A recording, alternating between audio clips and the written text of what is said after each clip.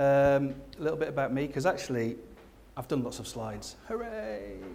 And some of them will be useful and some of them you'll be thinking, I know this stuff. So you actually might get more use out of asking me stuff from my background or Propellernet's background. So I'm a lawyer by training. I qualified as a barrister but never practiced. Did my pupillage, for those of you who know law.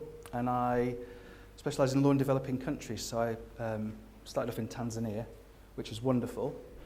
And then because I spoke Russian, I ended up going to Central Asia, which is all the stands, Kazakhstan, Uzbekistan, Kyrgyzstan, where I worked for the Ministry of Justice in Kyrgyzstan for a time. So I did that, sick of being skint, so went into IT just before year 2000 when there was lots of money to be made, or so I was told, and became a technical account manager. So the Sainsbury's reward card, do you remember the Sainsbury's reward card? I think it's morphed now, hasn't it, to Nectar or something.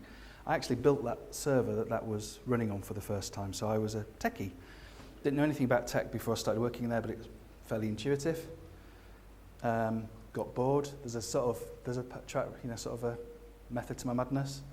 Joined the Daily Telegraph as a city reporter, so I was a finance journalist, and I also wrote for The Economist and wrote for DJ Magazine. Trying to get the tone of voice right was quite difficult sometimes, trying to work out if I was writing for DJ Magazine or The Economist. Worked. Moved to Brighton, lived on a floor, joined the Argus in between. Sorry, the Argus, I should have put the Argus on there. Joined the Argus in between. Became a director of City College Brighton and Hove. Did that for 2 years. Got bored. Joined Brighton Racecourse. I ran Brighton Racecourse, which we might even be able to see today. I ran that place, or in the racing business for 3 years and the whole lot for 1 year. Got bored and fell out with my boss. Got to be honest as well. And left and was a professional gambler for 6 months. That does not go on here, generally. I say it, it's been taped. I was a professional gambler for 6 months. Realised it wasn't for me. The finance stuff was all right, but the actual thrill was not really that thrilling. And joined Propellernet 4.5 years ago, so I'm just coming to my 5th year, where I look after insight, and that's, at the moment, my big clients are BIM, who you'll know, who are a very local business, who are flourishing and growing. One of the biggest beauty brands in the world. I can tell you, you're looking at me thinking he is going to be a beauty expert.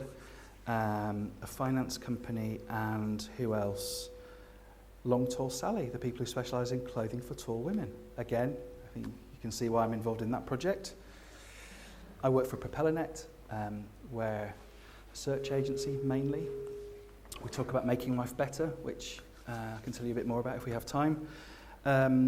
We work for people like Waitrose, Marks & Spencer's, Kiddie Care, lots of different brands, maybe across travel, retail and some finance now, so Ensley Insurance is another client. And yeah, we're doing pretty well. We were named Best Small Business Workplace by Great Place to Work in 2013, 5th Best Medium-Sized Workplace last year, and the 25th Best Workplace in Europe. We're one of 41 accredited democratic businesses worldwide by World Blue. So Nixon McInnes, who you might have heard from, they're also involved in that scheme. Brandwatch were last year. And we were named Best Search Agency in the UK last year and Best Search Agency in Europe last year. So we're doing pretty well. The choice was, it was founded by 2 guys who went to Brighton University, as a lot of businesses around here are. And they decided they wanted to set up a business together. And they narrowed it down to 3 options. Could do something in digital. Aboriginal hair products was also in the running. I kid you not, Aboriginal hair products was another idea they had for a business. And the other one was putting cameras into nurseries and play schools, which now, given all that's gone on in the past few years in terms of Jimmy Savile, etc., seems an absolutely ludicrous idea, but at the time it felt like this could be a good thing. Parents could check up on their kids and stuff. This would be really good. Luckily for me, they narrowed it down and decided to go digital, and that was 11 years ago. Still, those 2 guys own the business, so independently owned. But maybe interesting for you guys as well, we're also going through like a startup phase because we've taken 5 of the people from the core business and they're now working on a separate project called Perfect Fit, which is an app to help the PR industry. So they're working as a startup, they're a separate team within our 4 walls. Of course, they benefit from the financing that a stable agency provides them, but they're going through all that startup stuff of, you know, lean mentality, how do they learn effectively, how do they make use of that learning, how do they monetize what they're doing. So again, there's probably stuff from what they're doing that you might be interested to ask about, so ask away. That's what I'm going to talk about. There's there's quite a bit to talk about. Insight in an hour is quite a difficult job, and I want you to be asking questions as well. So just talking about where we put insight, talking about people. The tools thing, some of it you'll know, and some of it you won't, but some of it hopefully you'll think in a different way. Other insights worth thinking about, some of these are really, I'm hoping you've already thought about it, but quite noddy stuff sometimes. What happens after insight, and then some examples. So just to be really clear where insight comes, this is the sort of process we go through to get to a strategy for a client. And obviously, insight in this is helping me to get to a strategy and helping me support idea generation.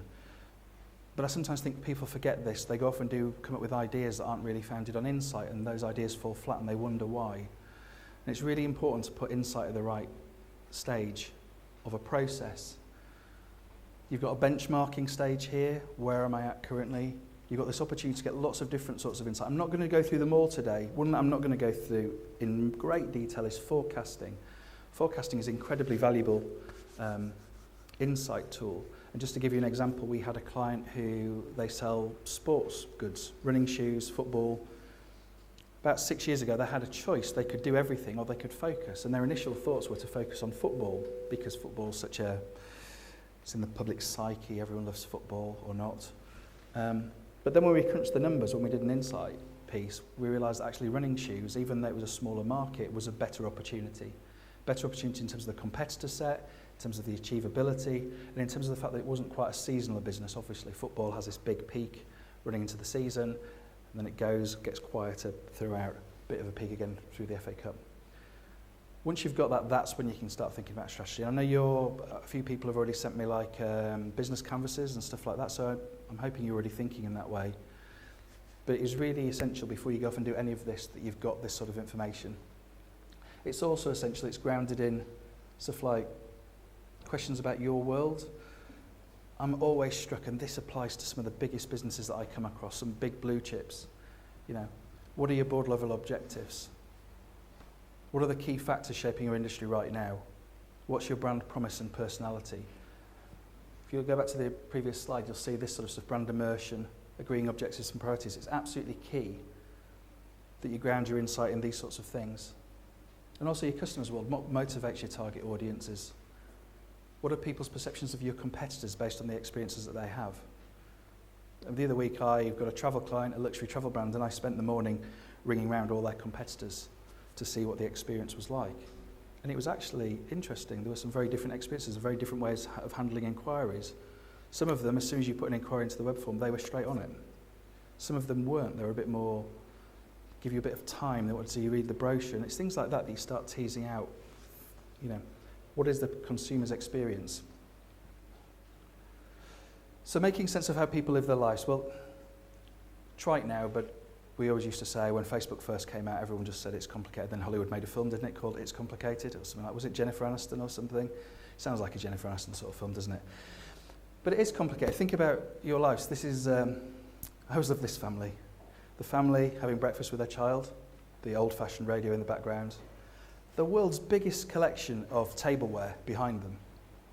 That's amazing. These people are obviously keen cooks, but they're listening to the radio in the morning. Actually, mum or dad probably underneath the table has got their iPhone on, is checking Facebook or checking the news. They've just learned that Robin Williams has died. Before that, things told them. They're walking to work, they've got their headphones in, they're listening to the radio, they're checking Facebook and bumping into people, or LinkedIn to see if anybody's looked at their profile in the past week and are they 10% down or 20% up. Then they get to work and obviously they work like little automatons. Turn around, Wired Sussex. No, Laura, turn around, you've got to be one of these people.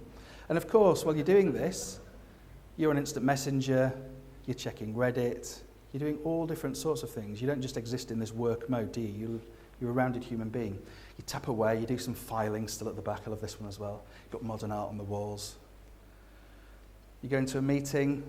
This is obviously a great meeting. Somebody's on the phone. Somebody's playing a game. That's Candy Crush Saga, no doubt. That person's there looking at their laptop, checking emails. This is how we live our lives. It is complicated. Get home. Where are we going on holiday? Actually, that laptop normally moves over to the kids for family holidays. That's an insight that we've learned, is the fact that kids are a massive driver of certain age children of where their families go on holiday. Even though mum and dad will say, here's the £3,000, we're going to buy it. It'll be the kids who say, that looks really good, I want to go there, or I really want to try windsurfing, even though when they get to the holiday, they won't try windsurfing at all. But it's a complicated picture. Kids on the floor, Minecraft videos, I guarantee it. Watching television, checking things as we go. In bed at night, relationship, love has not died. It exists in the form of Facebooking each other. You know. Having little digs at each other on Facebook, doesn't it? That's the modern thing. But again, maybe doing a bit of work, maybe catching up with friends, maybe waking up in the middle of the night and worrying about things and trying to make notes or check something. Did I really do that? So it is quite complex. And those people are interested in lots of different things. I think it's just something we forget when we think about our businesses and what we're trying to achieve, is the fact that Laura is a persona we came up with for a beauty client. Now, absolutely, Laura's interested in beauty. Laura's, give you an idea, is a 35 to 44-year-old, but actually we give her a specific age. In Laura's case, I think it was 37. She has 2 children. She owns her own home. She's a director of a company. So you get all this information about Laura. The other things that Laura's interested in, there's lots of them. She's interested in art, she's interested in film and TV, fitness. She's the person who does body pump or body combat or body whatever it's called these days. Celebrities, she's the person who buys Hello magazine only when she goes on holiday. She's the person who stops at W.H. Smith's in Gatwick and buys Hello and OK magazine because that's what she does when she goes on holiday. So when you know that as well, you think it's a complicated picture how people use devices and how people engage with media. It's complicated in terms of people's interests. To try and cut it to short, it's things for you to think about is, when you're thinking about your customers, what's the primary state of being we're interested in? Is it work, family, friends, relationship, self? And the reason I say that is, we work with a company that's targeting media professionals. And one of the big pieces of insight we got was the fact that you can target them as media professionals, that's fine, but they spend a lot of their day not as media professionals. They spend a lot of day checking up the latest video on Reddit, or watching silly videos of cats on YouTube and stuff like that, and are those opportunities to engage with them in a different way. So what mode are they in when doing research, making a purchase? What matters the most? And do these other ones matter? Things you're looking for is pain points, problems, motivations. We're going to come on to keywords in a minute. I hate the phrase keyword research, because our search agency will say keyword research, and everyone goes, oh, really, again? But we're going to bring it to life a bit more. And brand experiences. This will come back to, this is different ways of thinking about how you engage people with stories, through social currency, using triggers. And what we generally try to get to these days is a manifesto, so we believe. So an obvious one that I heard recently was, we believe Laura, use this one, we believe Laura should feel beautiful. It's a manifesto, it's just a way of thinking about what sort of feelings are we trying to invoke in that customer, how we're trying to engage with them. And use a specific person. I mean, that's the first thing I'd say. I say to clients, have you got any customer research? And they'll say, I've got loads of mosaic profiles. These are empty nesters. These are symbols of success. It's meaningless. It's a useful sort of starting point. But you target stuff at real people. Real people buy from real people. Even if it's a B2B opportunity, you're buying from people. So put a real person there and think what is important to them. We believe that Colin should be able to read a bedtime story to his son. That was very similar to a manifesto used by TomTom. Why do people buy TomTom? Gadgets, whatever. But they said, actually, the manifesto we want here is, we believe that Colin should be able to read a bedtime story to his son. He should get home in time. He shouldn't be stuck in traffic. He shouldn't get lost. He should be home in time to read to his son. So make it real, make it emotive. And this was supposed to animate, but it's a PDF, so it doesn't. Damn you, PDF. Think again about the journeys that your customers are going to make. So how are they going to find you? How are they going to choose you? When they've chosen you, what experience are they going to have? And how are you going to enable them to share that experience in such a way that it's going to make you easier to find? Insight should drive all of that. Be it insight about what devices they're using at different stages, what questions they're asking, how they're talking, what motivates them. Like choosing, an obvious one is, in terms of keywords, people will put best. Best radio-controlled car for 6-year-old. That's one that I'm doing at the moment. Best radio-controlled car for 6-year-old. I want to make the best possible decision at that stage. I don't want to get it wrong. I don't want to be stuck on Brighton Beach on that disused pitch and putt surface on Christmas Day in a blizzard, watching my son watch this little radio control car going, I want something that's exciting. I want to make the best decision. I want a great experience when it arrives from the retailer, and I want to share that saying, anyone else says, oh, I'm looking for something, yeah, you want to get this one. That should drive everything else you do. The insight should drive everything else you do. This is a marketing thing, but think about your business. This should drive, the insight should drive, what channels you're going to use. It should drive your marketing strategy. It should drive your business plan. Put insight at the heart of everything. Right, the right tools for the jobs. This might be a bit controversial, but has anyone seen this before? I'm going to go through them all, one by one. I'm not. This is Brian Sullis. He's a really well-known social media commentator. He's a really good guy.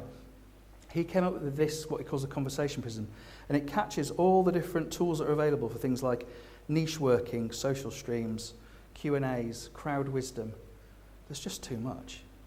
And I think sometimes we sort of, we make ourselves feel comfortable by looking at this and thinking we've got all these tools that are disposable. They're sort of meaningless. You've got to use them. It's like I've got 3 books on my bookshelf at the moment all about playing guitar. I can't play guitar. I've got a dummies guide, I've got a beginner's, and I've got an intermediate book. I'm great at guitar in my head. I just can't play the damn thing. Focus on a few tools and learn how to use them. All right? You'll hear these phrases like freedom of a tight brief and sort of give yourself restrictions. Brian Eno, oblique strategies, set restrictions. You don't need all these tools to start with. Just make sure you're using a few really, really well to start with. Sounds obvious, but I feel lots of entrepreneurs as well, if I'm being honest, lots of owner-managed businesses, they obsess about this stuff. They obsess about all the different commentators out there. Again, my personal view, 99% of what's written on reputable things like e-consultancy is rubbish. Okay? Find a few people that you know and trust and visit them regularly, but don't obsess about them. Don't obsess about the latest tool. Use the right tools, use a handful of them and use them well. Okay, so I'm not going to go through all these today. Ta-da, hooray, I can see a few smiles in the room, good. I'm going to start with Google, and you're probably going, oh, not Google. Does anyone know the Michael Mann film, Heat? The one with Robert De Niro and Al Pacino, the cop film? This wonderful scene where Robert De Niro's character goes to get some plans to rob a bank from this guy called, I think, Caesar. This guy's in a wheelchair, and De Niro goes, where do you get this stuff? And he says, it's floating through the air, you just need to know how to get it. And it sort of is a little bit like that these days. There's lots of stuff out there. I start with Google because it's so powerful. I mean, that's how many Google searches today have taken place so far. That's the speed of how many people are searching on Google. It has a 91% market share in the UK, has a 96% market share in Australia, it has a 64% market share in the US. And you could call it, Google keeps coming up with ways to describe itself, like we're not a search engine, we're a reputation engine or a motivation engine. It's probably the world's biggest confessional, is the way I think about it. And it's a really great place to start. Not for every business. Some of them, like put it this way, there are loads of people searching for hemorrhoid cream on Google, believe it or not. If you're going to launch a new business to sell hemorrhoid cream, it's not the place probably to start. But there's loads of other stuff on there. And when you start digging down, it provides this wealth of information. It's changing a lot how it presents information. You've seen this sort of stuff coming on the side, a lot more points of interest. If you look at certain subject matters, you'll get influencers in there. If you're doing a search that's relevant to your business and people come up there, you probably should follow them or keep track on them because Google thinks they're influential and actually influences what you're going to be after in the long term to make your business a success. But do you ever explore these tools, like the more tools, like different things like news within a certain period? Do you ever use search tools in terms of, certain imagery and stuff like that? Just have a play around with it. This interface, it's changing all the time. It'll change by the time I get back to the office. But there's a wealth of information on there. Don't be confused by this little thing here. This is a search-specific thing. There's an organisation called Moz, which is a big thing in search. And there's a little toolbar you can download. And it puts this into your browser. And all this tells you is how authoritative it thinks this domain is. So DA, domain authority, how powerful is the site? PA, page authority, how authoritative is this page? But it just gives you a ready reckoning. And here, unsurprisingly, the Arc de Triomphe's actual site is the most authoritative answer. But it can be quite useful if you're looking at competitors. I'm not going to do a lot on competitors today. But if you're going up against 20 businesses that do roughly the same as you, and you think the web's going to be a great conduit for you, things like that are just a really useful sort of ready reckoner about how far behind am I? What's it going to take me to get anywhere close? There's details for most of these, but I'll add the one in for Moz just so you've got it. It's a free tool. Don't obsess about it. I know people who look at this every day and say, but my PA was 62 yesterday, now it's 61. What's happened? What's gone wrong? But use Google, explore some of these things up top because there's just a wealth of information there waiting to land on you. Have you ever used Google Trends? Anybody? Yeah, a couple of nods. So Google Trends, /trends. It's amazing stuff. I mean, I picked a really simple example here, but you can put in things like, I put in snow boots, sun cream and waterproof coats. And you can set your timeline and it will show you where the demand or the interest in those things are. This is a fairly obvious one. Snow boots, funnily enough, came around November 2013. Go figure. Whereas sun cream peaked around May 2014. Go figure. But there's also a forecasting element. It doesn't always work very well. In fact, sometimes it's rubbish. But thinking about seasonality could be quite important to you. And thinking about how language changed. So if you put Bitcoin into there and put like a 10-year spread, it'd be flat and then it'd suddenly go like this. But you can get a feel, and actually you can tick this news headlines box and it will give you some average results on what the news headlines were around that point. So for Bitcoin you'll see, was banned, was hacked, da-da-da. But Google Trends, again, it's just there to be used. And it does work for really esoteric things as well. By esoteric I mean some very specific personal finance things or financial tools. It works for that as well. It has that data.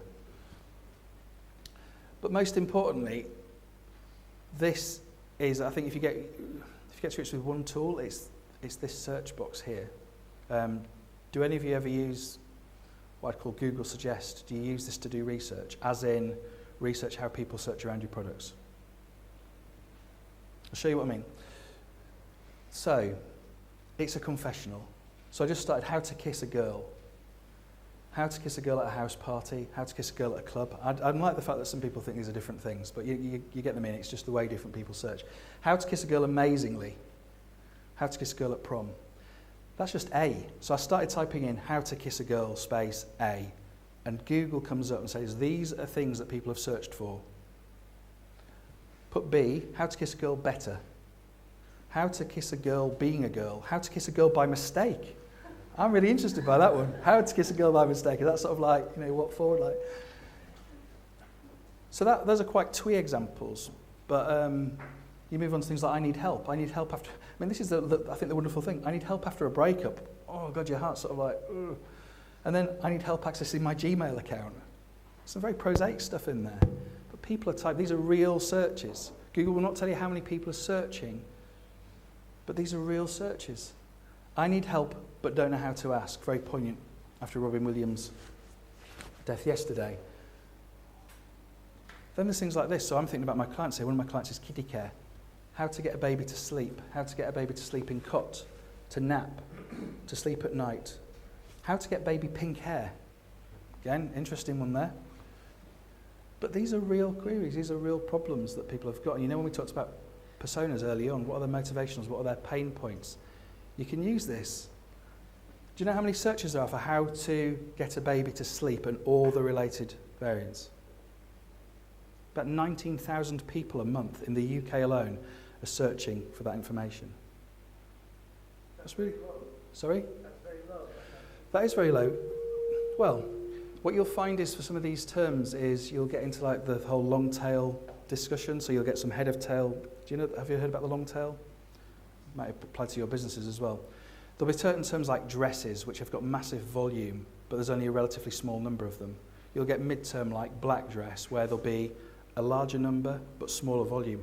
But then you've got all the very specific searches like best black party dress size 12. And there'll be thousands and millions of those searches, but they've only got a very small volume each. This is probably, because it's quite a specific one, more in sort of the mid-term to sort of long tail. Another example, I'll show you about how Insight works a little bit here. So which running shoes are best for knee pain? good for knee pain, for knee problems, for knee support. There's 37,000 searches around knee pain and running shoes.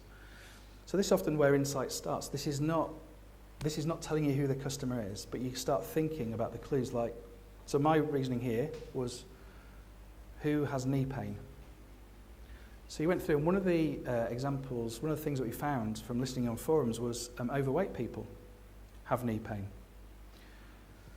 Then you start thinking that our client actually sells running shoes but only sells online. And that sometimes is a problem because you want to get your choice of running shoes right. So a lot of time people want to go into a shop and try them on and how's the running, what's the gait analysis and all stuff like that. But actually when we did some listening, we found that a lot of overweight people were very nervous about going into those shops because they felt embarrassed. They knew they couldn't, they knew they'd be told to run on a treadmill for 5 minutes and they knew they couldn't run on a treadmill for 5 minutes. They still want to make the right decision, but the shop's not the right environment for them. But that's an opportunity for my client. So how can we provide that information these people need to make the right decision? How can we make the decision at home so they can go to the shop and then say, I need an A6 Kayano Gel 3. And they feel comfortable doing that. So again, starting with things like this is really powerful. A tool that you might want to use is Uber Suggest. I don't use it often because it's an automated thing. What you do is you in this case I put in surfing and it comes back with lots of different suggestions for how people would search around surfing. That's like an automated way of doing it. I think, given where you are in your businesses, I'd sort of recommend, if you can, doing some of it manually and playing around with it. The thing is, search agencies used to present stuff in spreadsheets, and that's sort of, it excludes a lot of people from using that information. So we now use a lot more mind mapping, and you know the loads of free mind mapping. You might use it already, but loads of free mind map tools out there. So this is my beauty client. Anti-aging was a stream. Anti-aging cream is a massive market in beauty. And what we've done here is separate out some of the search queries like best anti-wrinkle cream, best anti-aging products. These are search volumes that we've allocated to them. So again, we can start prioritizing between focus. And this is another piece of insight, but a really simple piece, is use the right language. So you see here, where is it? Anti-aging with an E, 480 searches a month. And this is an estimate, it's not an exact figure, but anti-aging without an E, 1,000. We had a client who sold dresses, loads and loads of dresses. And we said, do you sell party dresses? And they said, yeah, we've got a great range of party dresses. And we said, well, you don't call any of your dresses party dresses. And they were like, right, is that a problem? And we estimated by just creating a page for existing products but calling it party dresses was worth about £250,000 a year to them. Because Google's not a person, it's a tool, it's a technology. It's not going to know that actually a party dress is the same as a cocktail dress or could be a maxi dress. It's just looking for hints.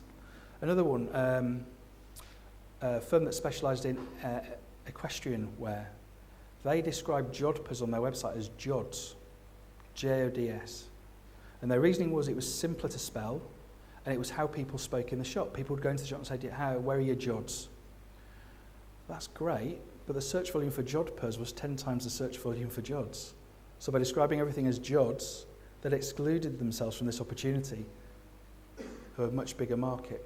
So again, use insight to work out language you need to use because that can be very specific. An obvious one is customers in B2C and clients in B2B. Obvious stuff. But you can use this to sense check it and you can use this to prioritize. And if you go down a real route with it, I know you can't read that, but that is, in the middle, that's Waitrose and that's wine. And that's all the different ways that people search around wine. And in there's things like obscure grape varieties I'd never heard of, reviews, specialist people they should listen to, like the Janice Robinsons of this world. But you can map it out. You can map it out on this sort of size, and you can get other people involved in looking at it and sense checking it. I did one for Gant. Thought I'd absolutely nailed it. Went in and spoke to a seamstress who'd been there 20 years, and she went, "You've missed stitching colour." I was like, "What? She said stitching colour?" Because sometimes the search volume won't be there for it, but she'll just know intuitively. People will buy chinos by the stitching colour. They'll want red stitching or yellow stitching. So again, you can actually get people involved, because Google will give you so much, but then you can get people involved in fleshing this situation out. If I would say one thing that I'd recommend you understand, it's that. It's actually how people search around your products. Not specifically to make sure that you dominate on Google or get to number 1 on Google, just because it's that amazing source of research there. Twitter, how many of you search on Twitter? Couple? Yeah? Again, I don't think lots of people do. I think people view Twitter as, you have a Twitter page, you put some updates on which are in many cases dreadful, and you get some followers and you follow other people and hope that they follow you back. But it's a great way to find out, what's going on in a certain community. And again, there's some very specific, particularly around B2B, Twitter's getting incredibly strong. You'll find out who the people to follow are, you can check. You can build on that by using things like Topsy. Any of you come across Topsy before? Again, a few nods. Again, you can search past hour, past day, links, tweets, photos, videos, influencers. It will tell you who the influencers are in your markets. And when it comes down to it, a lot of your success will be down to influence. Because I come across every day thousands and thousands of very similar products. What marks them out as different is either brand personality, strength of product, or in many cases, influence, what people say about them. Facebook. Again, Facebook I think a lot of us just use on a personal basis because it's fun. But again, you can things like find fashion groups. Some of them are closed, but you'll find open ones. You can actually start drilling down into things like how many people talk about it, how many likes pages got and stuff like that. It's getting more sophisticated. Facebook's probably the one that's a bit further behind. But as I said, for that conversation prism's great, but there's some really simple tools out there just to start with, just to understand who's in the market. YouTube, do you ever use YouTube dashboard? This for me is a piece of insight in and of itself. It says on here, this is United Kingdom. These are the top viewed items in the UK. 25 to 34-year-old males are looking at Minecraft, Giant Lego, The Lion King on Broadway, My Drunk Wife. Love this, My Drunk Wife sneaks in there at number 4. Peppa Pig. 35 to 44-year-old men is all Minecraft. Anything strike you about that? It's kids. My son uses my iPad. My son I don't look at YouTube that much. It's not really something, I look there for music occasionally. It's him. So you've got people who, the YouTube says this is a 35 to 44-year-old guy who's obsessed with Minecraft. It's not, it's his kid. It's his kid who's using it all the time. But again, that gives you a valuable piece of insight, which is about how people use their pads and how children use their pads as well. Some really basic ones here, but I just want to capture them. Taking into account different social styles, I think this is really important and often gets forgotten. This is not about Google. Have you heard of this? There's lots of ways to describe this. I can't remember the name of the guys, but ways to describe people as drivers, expressive, amiable, or analytical. Have you come across this before? It's a very short question, set of questions. There's about 10 or 15 questions. At Propellernet, we all do this. It's not like a Myers-Briggs type indicator. It's not that sophisticated. It's a very simple, is somebody a driver? Are they expressive? Are they amiable or analytical? We also do this for customers. Now, we don't get them to do the questionnaire. That'd be a bit odd. But when we come out of a meeting with somebody for the first time, we'll say, what do you reckon she is? Do you think she's an expressive type or more amiable? And you have a major and a minor, primary and a secondary. So for me, I was an expressive driver. I was about here. But over the past year or so, I've moved to become a driver expressive. Now, the reason I say this is important in terms of your customers, but also people you deal with is, listen, what I do is I speak with authority apart from that. No. It's saying speak with authority when you speak to me, so show that you know what you're talking about and get straight to the point. Look for short and quick movements. We'll try to take control and we'll be impatient. Yeah, I'm impatient. I try to get control. I'm not sure about the short and quick movements, but I'm 43 now, so I'm probably cracking on a bit. I say this because your customers might all be a certain time. If you're selling analysis software, a lot of your customers might be here, and you should absolutely frame your marketing and frame your approach to marketing around this, around the fact that they're going to look for facts and detail. They're going to question intensely. They're going to want focus on protocols and practices and processes. Now, again, I think about this in terms of how you're going to present yourself to the world, but how you deal with people as well. I think this is a really powerful piece of insight if you just do it. Do it about yourselves and work out who you are. And I'll send around the actual question. So it's like 10 questions. It is not sophisticated. And some people say, but I'm not amiable. Well, they generally don't say that. They just say, yeah, that's me. But it might completely sort of change the way you approach your marketing in terms of what channels you use, in terms of what language you use. So I think that's important. User testing, have you heard of things like What Users Do? What Users Do, incredibly cheap service where you can point users at websites and they will give you their experiences. You can set certain questions. So for LK Bennett, a question was, what information available within Google draws you to one website over another? Title of the link and the brief synopsis underneath. More likely to naturally click links that appear at the top of the list. I mean, some of this is quite basic stuff. The brand name, not so much for LK Bennett because we're a single brand, but other retailers who sell multiple brands.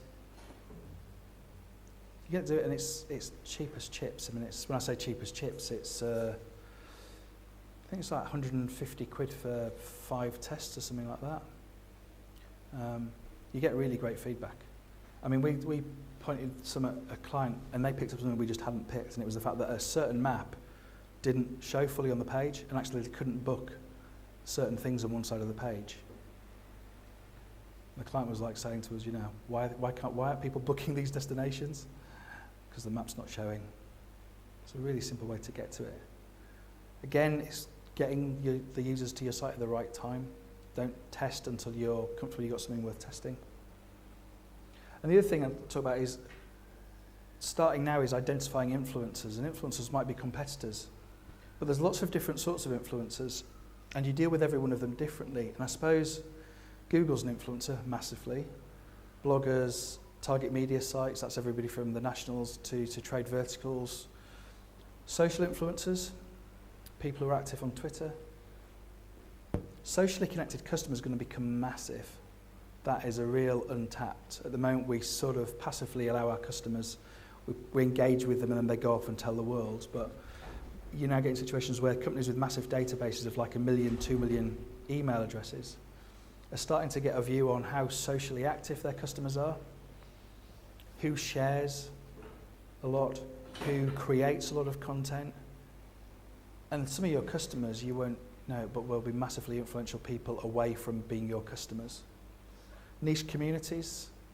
So we did some work for Route 1, the sort of skate shop, and I got into the world of grime, the music genre, not the lack of cleanliness. But that's fantastic. That's got a whole sort of set of influences in and of itself. Some of them create loads of content, some of them do no creation, but they share everything that everybody else does. And you can start working out who you need to speak to. And brand partners. And again, you can use things like clout. I'm sure some of you will have heard of clout. Clout came along and then creds came along and then clout's back in fashion, it will change. But you can use things like this to identify influencers in quite an automated way. It can give you a quick snapshot of what the market looks like. And again, a lot of these you can get like 1 month trials, so it's almost a case of setting it as part of your business plan. That's what you're going to do at that point, and then just doing it for a couple of days and then getting out of it before they charge you at the stages you're at. So what happens when you've got it? So a very simple way of thinking about insight is insight should feed into the idea.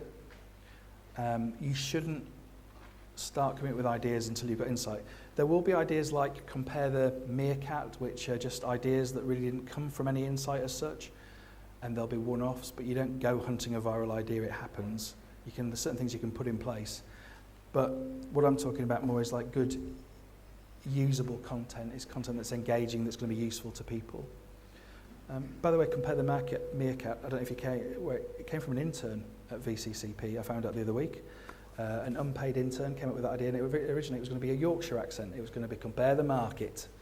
And then somebody said, oh, what about Eastern Europeans? Though we could offend more people if we made it like an Eastern European accent, couldn't we? And then they got to the whole meerkat thing. That's where the idea came from. Once you've got an idea, you should start thinking in terms of what things that idea needs to include. So have you heard of Jonah Berger? A writer called Jonah Berger did a book, I think, called Contagious. He talks about things like social currency. So is it tapping into anything that's socially current? Will it have a currency in and of itself? What emotions does it read through, is it of practical value to people? Will they share it because it's practically useful? I'll send you the full version of this because there's loads of detail to it. But when you're coming up with ideas, it's just the thing of, what's really going to make this fly. Once you've got a great idea, it's about influence. So you'll see that there's the theme here, they all begin with I because things have always got to begin with the same letter because it's easier.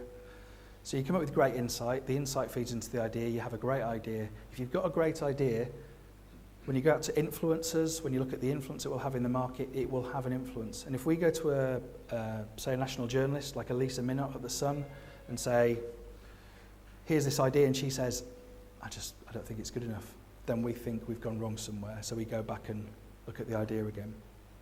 Great ideas generally have legs in and of themselves. Once you have got an idea that's going to have influence and have traction, you can start thinking about what impact you expect it to have. And that might be you want it to acquire another 100 email signups, but impact in terms that you can understand. And then think about how you're going to implement it. We could do a session on idea generation. I think at some point probably will do, or send some information around it, because idea generation can be incredibly powerful as well in terms of getting to great ideas. But think in that terms of that order. Get your insight, then think about the idea. Think about which influencers, how you're going to use it to leverage it for influence, what impact you expect it to have, and how you're going to implement it. So, conscious we want to have some questions and I'm garbling on. So I'll give you one example, so how it works. So, Mark Warner, September 2012, do you remember September 2012? You're still reflecting in the glory of our Olympic success. Weather was 30% hotter than average in September 2012. So you probably weren't thinking about skiing, particularly because the last ski season had been an absolute disaster. There'd been no snow. So in terms of Mark Warner, they knew that the ski season started November, December. That's when people start booking. But September, everyone's thinking about the Olympics. It's really hot. So the starting point, as I've said before, is about customers. And again, you can think about certain sorts of customers: beginners, families, groups, fanatics, etc. Mark Warner's known for helping beginners, which helps narrow things down.